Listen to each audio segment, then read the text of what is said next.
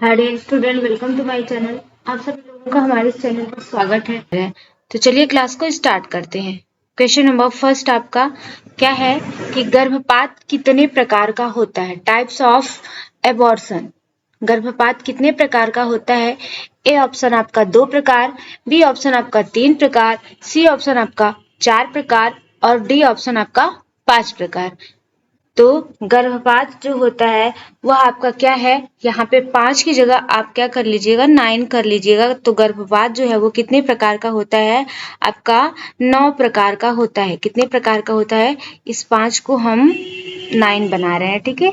गर्भपात कितने प्रकार का होता है? तो गर्भपात आपका 9 प्रकार का होता है। कितने प्रकार का? तो यह 9 प्रकार का होता है। इसका जो करेक्ट ऑप्शन होगा, option number D is the correct option. पहला आपका संभाव्य गर्भपात, दूसरा आपका अनिवार्य गर्भपात, तीसरा आपका अपूर्ण गर्भपात, चौथा आपका जो होता है वो पूर्ण गर्भपात, पांचवा आपका लुप्त गर्भपात, छठवां आपका प्रेरित गर्भपात, सातवां आपका सेप्टिक गर्भपात, आठवां आपका आदतन गर्भपात और नौवां जो है वो आपका चिकित्सीय गर्भपात होता है। तो गर्भपात कितने प्रकार के? तो गर्भपात जो होता है वो हमारा 9 प्रकार के होते हैं, 9 प्रकार के होते हैं। क्वेश्चन नंबर सेकेंड, असर्शन कथन है गर्भाधान से 24 से 28 सप्ताह की अवधि में गर्भ की समाप्ति के लिए उपयोग किए जाने वाला शब्द गर्भपात है। रीजन है, कारण क्या है आपका? इस अवधि तक भ्रूण में स्वतंत्र रूप से जीवित रहने की क्षमता रहती है। कूट है, ए ऑप्शन आपका असर्शन सही है परंतु रीजन गलत है। बी ऑप्शन आपका रीजन सही परंतु असर्शन गलत है। सी ऑप्शन आपका असर्शन एवं रीजन दोनों सही है। डी ऑप्शन आपका असर्शन एवं रीजन दोनों गलत है। तो गर्भाधान से 24 से 28 सप्ताह की अवधि में गर्भ की समाप्ति पर, जब गर्भ का क्या होता है, मतलब जब 24 से 28 माह की समाप्ति में अगर गर्भ से क्या है, गर्भाशय से गर्भ जो है वो बाहर निकल जाता है, तो इस अवस्था को हम एक विशेष शब्द के नाम से जानते हैं। वह शब्द जो है वो आपका गर्भपात कहलाता है। इसका मतलब है कि ये हमारा जो स्टेटमेंट है, यह स्टेटमेंट भी बिल्कुल करेक्ट है, ये भी सही है। रीजन क्या है? इस अवधि तक भ्रूण में स्वतंत्र रूप से जीवित रहने की क्षमता रहती है। तो क्या है, इस अवधि तक जो है वो भ्रूण में स्वतंत्र रूप से जीवित रहने की क्षमता रहती है। नहीं, जब उसका क्या वो बाहर निकल जाएगा, तो बाहर निकलने के बाद भ्रूण जो होता है वो जीवित नहीं रहता, वो क्या होता है, मृत अवस्था में पाया जाता है, क्योंकि वो उसके जो मैच्योरिटी है, वो परिपक्व शिशु नहीं जन्म लेता, अपरिपक्व शिशु जन्म लेता है। तो जब अपरिपक्व शिशु जन्म लेगा तो वह जो है वो जीवित नहीं रहेगा, वो मृत अवस्था में जो है वो जन्म लेता है या मृत अवस्था में वो बाहर निकलता है। तो यह जो है असर्शन तो सही है परंतु रीजन आपका क्या है, यह जो है यह हमारा क्या है, आपका गलत है। रीजन हमारा क्या है, आपका गलत है। असर्शन सही है परंतु जो रीजन है वो क्या है, आपका गलत है। ठीक है, अगर यहाँ पे ये रहता कि इस अवधि तक भ्रूण में स्वतंत्र रहने की क्षमता नहीं रहती, तब आपका यह ऑप्शन क्या है, सही, तब असर्शन और रीजन दोनों सही रहता। बट इसमें दिया है कि जीवित रहने की क्षमता रहती है, तो इसका मतलब है कि यह असर्शन तो सही है, असर्शन बिल्कुल करेक्ट है कि जब गर्भ की समाप्ति के बाद हम उसको क्या करते हैं, उपयोग एक पार्टिकुलर शब्द का देते हैं, नाम देते हैं, वह गर्भपात है। लेकिन रीजन आपका गलत है। इसका जो करेक्ट ऑप्शन होगा, option number A is the correct option. Question number third, गर्भपात या विफल प्रयास के लक्षण निम्न में से कौन से हैं? गर्भपात किस कारण से हमें गर्भपात करवाना पड़ता है या विफल प्रयास हो जाता है, तो इसमें से लक्षण उसमें से कौन कौन से हैं? गर्भाशय में ट्यूमर हो जाना, बी ऑप्शन आपका भ्रूण का विकृत हो जाना, सी ऑप्शन आपका गर्भाशय पर आघात लगना और डी ऑप्शन आपका उपरोक्त सभी। तो गर्भपात हम किस अवस्था में करवाते हैं, इसके लक्षण क्या है या विफल प्रयास के लक्षण निम्न में से कौन कौन से हैं? तो गर्भाशय में ट्यूमर हो जाना, अगर गर्भाशय में ट्यूमर हो जाएगा तो भी शिशु पूर्ण रूप से परिपक्व नहीं होगा, उसका विकास नहीं होगा, और जब शिशु का विकास ही नहीं होगा तो उसको कहीं न क्या है, हमको एबॉर्शन करवाना पड़ेगा। तो गर्भाशय में ट्यूमर होना ये भी इसके लक्षण के अंतर्गत आते हैं, तो हमें शिशु को एबॉर्शन करवाना पड़ जाएगा। भ्रूण का विकृत होना, भ्रूण में किसी प्रकार के किसी अंग का उसका विकृत होना या उसकी बनावट जो होती है उसमें किसी प्रकार का विकार होना, तो भ्रूण के विकृत होने पर भी हमें एबॉर्शन करवाने की आवश्यकता होती है। गर्भाशय पर आघात लगना, कभी कभी जब है चोट लग जाती है तो चोट लगने के बाद भी क्या है, आपका एबॉर्शन करवाना पड़ता है। शिशु की उस समय जो है वो डेथ हो जाती है, और डेथ होने के बाद वो धीरे धीरे पॉइजन का रूप लेने लगता है। इस कारण अगर गर्भाशय में आघात लग जाती है तो भी हमें जो है वो एबॉर्शन करवाना पड़ता है। तो इसका जो करेक्ट ऑप्शन होगा, option number D is the correct option. सभी ऑप्शन बिल्कुल आपके करेक्ट हैं। इसका जो आंसर सही होगा, option number D is the correct option. Question number 4, यदि गर्भावस्था के 24 से 28 सप्ताह की अवधि में यौन मार्ग से रक्तस्राव होने लगता है तो निम्न में से कौन सा गर्भपात होता है? क्या बात कर रहे हैं कि गर्भावस्था के 24 से 28 माह, ये क्या है, आपका पीरियड होता है जब गर्भपात करवाने का। तो इस माह में आपका अगर यौन मार्ग से रक्तस्राव होने लगता है तो निम्न में से कौन सा गर्भपात होता है?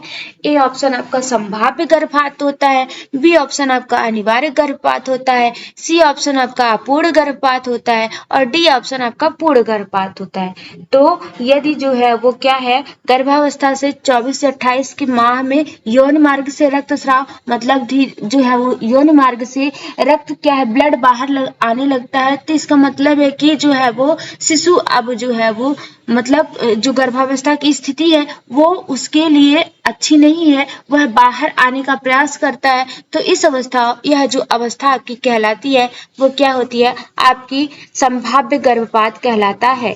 कैसा गर्भपात कहलाता है? तो यह जो गर्भपात आपका कहलाता है वो संभाव्य गर्भपात के अंतर्गत आता है। क्वेश्चन नंबर 5, क्वेश्चन नंबर 5, निम्न में से किस गर्भपात में ग्रीवा विस्फारित हो जाती है तथा उल्बा निकल जाता है और रक्तस्राव की मात्रा अधिक होती है तथा रक्त चमकीले लाल रंग के थक्कों सहित निकलता है? ये गर्भपात इसमें से कौन सा ऐसा गर्भपात है जिसमें ये प्रक्रिया आपको देखने के लिए मिलती है? इस गर्भपात में आपकी ग्रीवा भी विस्फारित हो जाती है और इसके साथ साथ क्या है, आपका उल्ब निकलने लगता है। उल्ब मतलब उसमें से जो पदार्थ निकलता है वो पदार्थ जो होता है वो आपका निकलने लगता है और रक्तस्राव की मात्रा अधिक हो जाती है, मतलब ब्लीडिंग जो होती है वो ब्लीडिंग ज्यादा आने लगती है और रक्त जो होता है वो चमकीले लाल रंग का थक्कों सहित, मतलब देखने में ये लगता है कि काफी लंबे समय से ब्लड जो है वो क्लॉट करके उसमें रखा गया था, वो जो है वो चमकीले लाल रंग का होता है। तो ये किस गर्भपात में होता है? ए ऑप्शन आपका अनिवार्य गर्भपात है, बी ऑप्शन आपका अपूर्ण गर्भपात है, सी ऑप्शन आपका पूर्ण गर्भपात है और डी ऑप्शन आपका लुप्त गर्भपात है। तो यह इस प्रकार की जो प्रक्रिया होती है मतलब गर्भपात में, तो यह जो होता है वो किस गर्भपात में? अनिवार्य गर्भपात में यह लक्षण आपको देखने के लिए मिलते हैं। किसमें आपको देखने के लिए मिलेगा? तो अनिवार्य गर्भपात में यह लक्षण जो है वो आपको देखने के लिए मिलते हैं। क्वेश्चन नंबर 5 का जो करेक्ट ऑप्शन होगा, option number A is the correct option. Question number 6, गर्भपात के लक्षण निम्न में से कौन कौन से हैं? किस कारण कौन कौन से ऐसे लक्षण है जिसके कारण हम क्या है, ये हमको पता हो सकता है कि अब एबॉर्शन हो जाएगा या गर्भपात हो जाएगा या विफल प्रयास हो जाएगा? ये ऑप्शन आपका कमर के निचले भाग में रुक रुक कर दर्द होना, जब ऐसी स्थिति होती है जब जो है वो क्या है, बेबी जो है वो मतलब एबॉर्शन उसका की स्टेज आ जाती है तो कमर के निचले हिस्से में भी आपका रुक रुक कर पेन होने लगता है। दर्द का धीरे धीरे पेट तक अनुभव होना, बिल्कुल ये भी क्या है कि मतलब जो दर्द है वो धीरे धीरे तीव्र गति से होने लगता है और बढ़ते बढ़ते आपका जो स्टमच है पेट तक वहां तक महसूस होने लगता है। और इसके साथ साथ क्या है, आपका रक्त स्राव का आना। धीरे धीरे जब क्या है, जब ऐसी स्थिति आ जाती है तो धीरे धीरे जो रक्त है वो क्लॉट के रूप में, वो थक्के के रूप में बाहर आने लगता है। तो इसका जो करेक्ट ऑप्शन होगा option number D is the correct option. सभी ऑप्शन इसके बिल्कुल करेक्ट ऑप्शन है। इसका जो आंसर सही होगा option number D is the correct option. Question number 6, अपरा का क्वेश्चन नंबर 6 क्या है, अपरा का कुछ भाग यदि गर्भाशय में ही रह जाता है तो वह कहलाता है। अपरा मतलब प्लेसेंटा। अपरा क्या होता है, प्लेसेंटा, जिससे शिशु को क्या है, पोषक तत्व प्राप्त होता है, वो माँ से जुड़ा होता है। और अपरा आपका अस्थायी अंग होता है। जब शिशु आपके गर्भाशय में आता है या यूट्रस में आता है तो वहां पर यह अंग जो होता है वो विकसित होता है। जब तक शिशु क्या होता है वहां पर रहता है तब तक यह अंग रहता है। जैसे ही शिशु बाहर आता है तुरंत ये शिशु के साथ ये भी अंग आपका क्या होता है, बाहर आ जाता है। तो यह अस्थायी अंग के रूप में हम इसे जानते हैं। इसे इंग्लिश में हम प्लेसेंटा कहते हैं। ए ऑप्शन आपका यह अनिवार्य गर्भपात में होता है।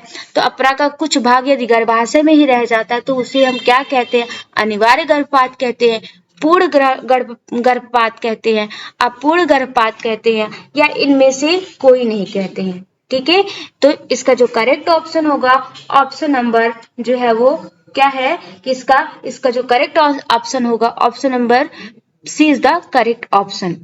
ठीक है, क्या है, अपूर्ण गर्भपात के नाम से हम इसे जानते हैं। जब प्लेसेंटा का कुछ भाग गर्भाशय में रह जाता है फिर चिकित्सक के पास जाकर चिकित्सक उसकी क्या करता है, सफाई करता है। जो हमारा यूट्रस होता है उसको साफ करता है और फिर जो है वो दवाओं के माध्यम से या किसी भी तरीके से उसको क्या करता है, आपके जो आपका यूट्रस है उस यूट्रस की सफाई कर देता है। तो इसका जो करेक्ट ऑप्शन होगा option number C is the correct option. इसे हम अपूर्ण गर्भपात के नाम से जानते हैं। क्वेश्चन नंबर 7 का correct option option number C is the correct option. Question number 8, निम्न में से किस गर्भपात में भूरे रंग का स्राव होता है। इसमें से कौन सा ऐसा गर्भपात है जिसमें क्या है, आपके भूरे रंग का स्राव होता है। ए ऑप्शन आपका संभाव्य गर्भपात है, बी ऑप्शन आपका अप्राप्त या लुप्त गर्भपात है, सी ऑप्शन आपका प्रेरित गर्भपात है और डी ऑप्शन आपका उपरोक्त सभी है। ठीक है, तो इसका जो करेक्ट ऑप्शन होगा option number B is the correct option. अप्राप्त या लुप्त गर्भपात के अंतर्गत ये जो है उसमें भूरे रंग का पदार्थ जो होता है वो स्रावित होने लगता है। किसमें, आपके अप्राप्त या लुप्त गर्भपात में भूरे रंग के पदार्थ का स्रावण होने लगता है। और इस प्रकार के जो गर्भपात होते हैं इसमें भ्रूण की मृत्यु होने के बाद कभी कभी वह अनेक सप्ताह तक क्या है, गर्भाशय में ही पड़ा रह जाता है। पता ही नहीं चलता है कि यह जो अप्राप्त या लुप्त गर्भपात होता है इसमें जो है शिशु की जो है भ्रूण की मृत्यु हो जाने के बाद वो कुछ समय तक क्या है, बहुत कभी कभी सप्ताह, अनेक सप्ताह या महीने तक क्या है आपके गर्भाशय में पड़ा रहता है। ठीक है, और इसका गर्भाशय का आकार क्या होता है, स्थिर हो जाता है। गर्भाशय का जो आकार है वो एकदम देखने में आपका पूरा एकदम स्थिर हो जाएगा और जो ग्रीवा है वो भी कसकर बंध जाती है। जो आपका ग्रीवा है वह भी इस प्रकार के गर्भपात में कसकर बंध जाती है। तो इसका जो करेक्ट ऑप्शन होगा option number B is the correct option. Question number 9, आपराधिक गर्भपात के नाम से निम्न में से किसे जाना जाता है। ऐसा कौन सा गर्भपात है जिसे हम आपराधिक गर्भपात के नाम से जानते हैं। ए ऑप्शन आपका प्रेरित गर्भपात है, बी ऑप्शन आपका पूर्ण गर्भपात है और सी ऑप्शन आपका अपूर्ण गर्भपात है, डी ऑप्शन आपका इनमें से कोई नहीं। तो आपराधिक गर्भपात के नाम से हम प्रेरित गर्भपात को जानते हैं। किसे जानते हैं, तो जो आपका प्रेरित गर्भपात होता है इसे हम आपराधिक गर्भपात के नाम से जानते हैं। इस गर्भपात में जो है वो गर्भपात करवाना आपराधिक कानूनी माना जाता है। ठीक है, मतलब इलीगल माना जाता है, अकानूनी माना जाता है। कानून के द्वारा इस प्रकार के गर्भपात को मान्यता नहीं दी जाती। ये जबरदस्ती किसी महिला के द्वारा जबरदस्ती किसी महिला को प्रेरित करके इस प्रकार के जो गर्भपात कराए जाते हैं, जैसे हम लिंग का परीक्षण करके अगर लड़की है तो लोग क्या करते हैं, अबॉर्शन करवा देते हैं। तो अबॉर्शन, यही जो अबॉर्शन होता है, उस अबॉर्शन को हम आपराधिक गर्भपात के नाम से जानते हैं। तो ये जो होता है, ये कानून के द्वारा इसे मान्यता नहीं दी जाती, बट एक सिचुएशन में मान्यता इसको दी जाती है। अगर किसी प्रकार की बीमारी है, अगर गर्भवती महिला को किसी भी प्रकार की बीमारी है, तो उस समय कानून के द्वारा, कानून हमें ये अथॉरिटी दे रखा है कि जो है, अगर महिला के साथ किसी भी प्रकार की घटना घट सकती है तो वह इस प्रकार का गर्भपात करवा सकता है डॉक्टर के थ्रू। बट वो क्या है, कानून के माध्यम से उसे पूरी तरह से, मतलब पूरा इलीगल होना चाहिए कि हाँ ये चीज है, इस प्रकार की जो समस्या है, वो इस प्रकार की समस्या से महिला ग्रसित है, तब जाके क्या है, कानून इस प्रकार के गर्भपात को आपराधिक नहीं मानता, तब वो प्रेरित गर्भपात नहीं होता।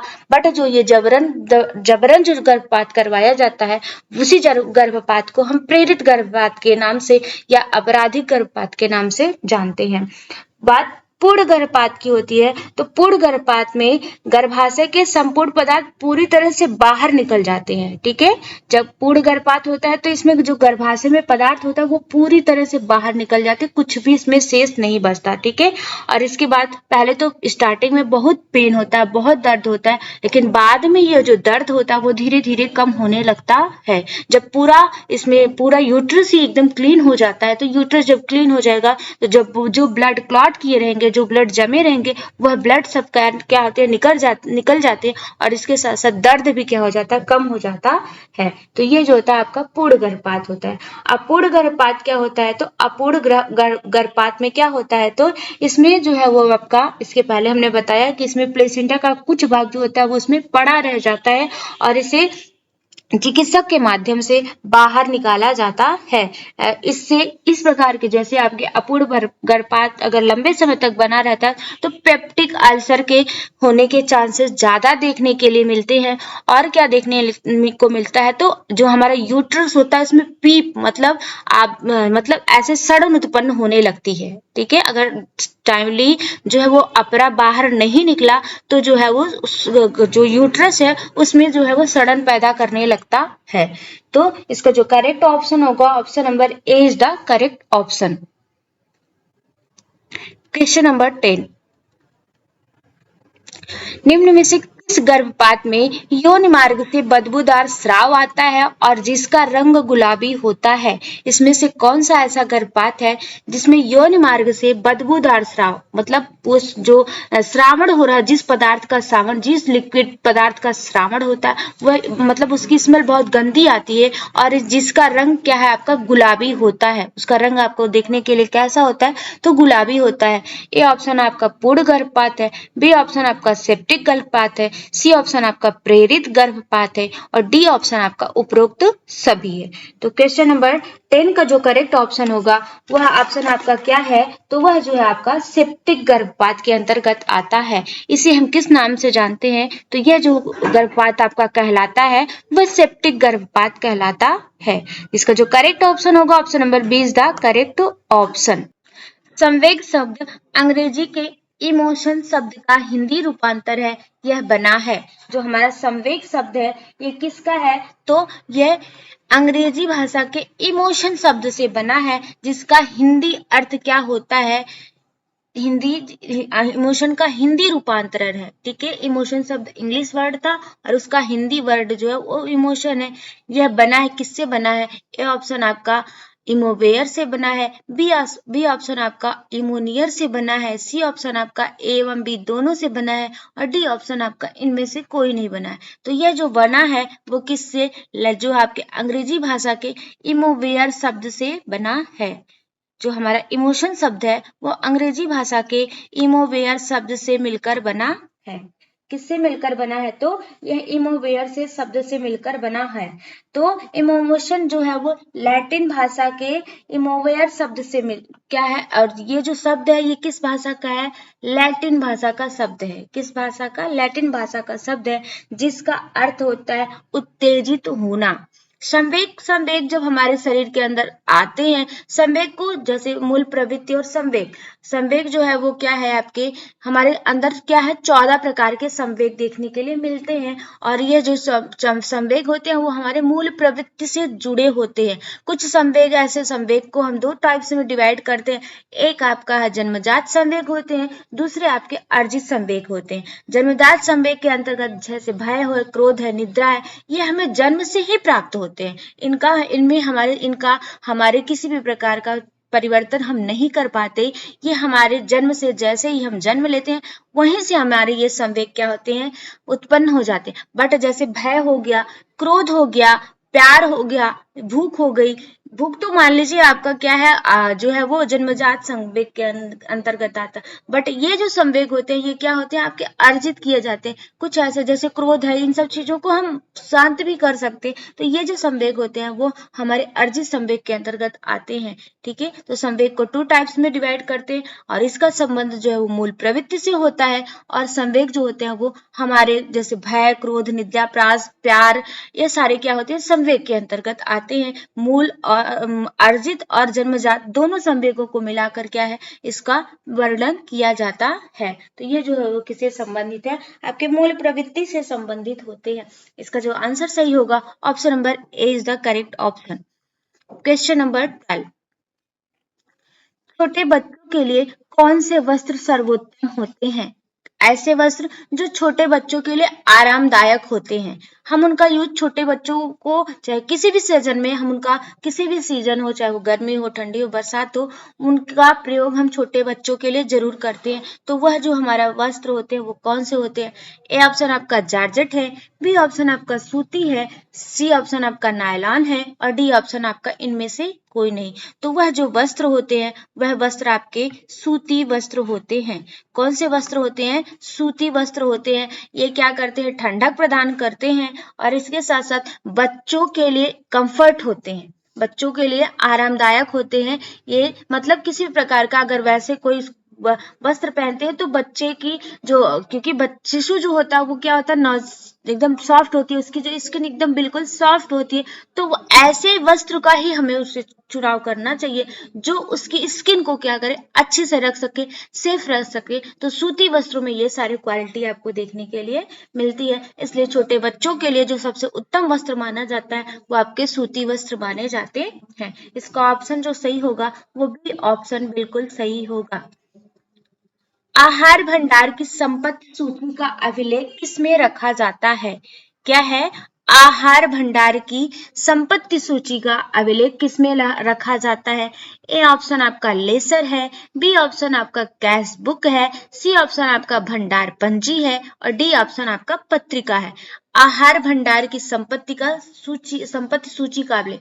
आहार भंडार जैसे हम क्या करते हैं आहार को संरक्षित रखते हैं। आहार को संरक्षित रखने के लिए हमारे पास कितना हमारे जो गोदान होता है उस गोदान में कितना हमारे पास संरक्षण है आहार। ऐसा तो नहीं है कि हम उसको रखें और उसके बाद हम उसका कहीं डिटेल ना रखें तो हमारे लिए वो दिक्कत करता है। ठीक है, क्योंकि हमारा जो पूरा भारत है वो कृषि प्रधान देश है और कृषि प्रधान देश होने के कारण ही हमारा जो मुख्य व्यवसाय है वो कृषि है। और जब हम कृषि करते हैं तो कहीं ना कहीं इस जो हमारा खाद्यान्न है उसको हम संरक्षित करते हैं। तो जो संरक्षित करने के लिए हम एक सूची बनाते हैं, जो हमारी गवर्नमेंट है उस गवर्नमेंट के माध्यम से एक सूची बनाई जाती है और वही सूची जो होती है वो उसे हम भंडार पंजी के नाम से जानते हैं। उसे क्या कहा जाता है? तो उसे भंडार पंजी कहा जाता है।